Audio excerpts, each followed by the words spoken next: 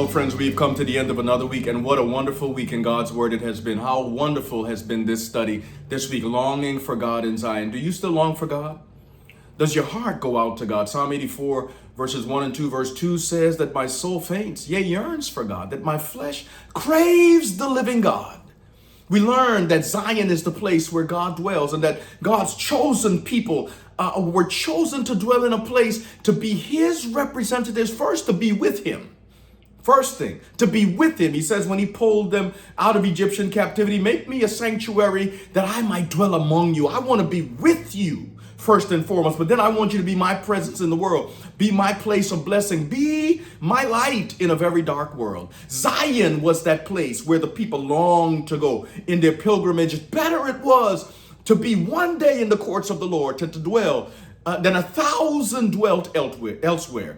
It was good to come to Zion because Zion was safe. It was protected. It was a place for all nations. That Zion represents the call of God to all peoples, to all nations. We learned that there's safety and peace in Zion.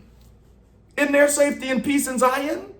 Psalm 46 and verse 1 tells us that God yearns to give us this peace in his very presence when we come to him in Mount Zion. But we also learned that there's a temptation. There's a temptation to walk out of Zion, that sometimes the things around us, the grass seems a little greener outside of Mount Zion, and we're tempted sometimes to go chasing after things that do not belong to our peace.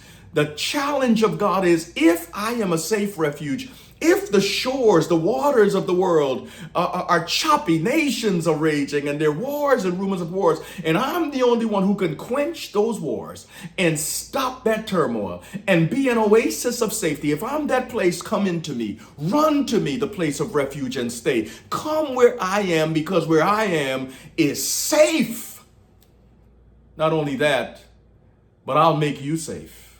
Bible tells us in Psalm 125 that God makes us like Mount Zion. He surrounds us with the hills of his protection, the hills of grace and mercy, the hills of his provision, the hills and the mountains of his presence. He surrounds us with protection even in the world in which we are living. So we are immovable and we are perpetually protected in the arms of God. Oh, beloved, it's a blessing to long for Zion, and I pray that you long for God because he's coming.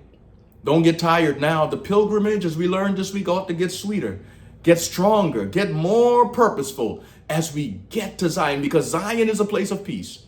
Zion is a place of hope. Zion is a place of justice. God is going to rebalance all the scales. That which we think people have gotten away with in this world and the wrong that they have done, God is going to fix it and make it all right. Not just in the world to come, but in this very world, he is working justice. Zion ought to be the heartbeat of our hearts, longing for home.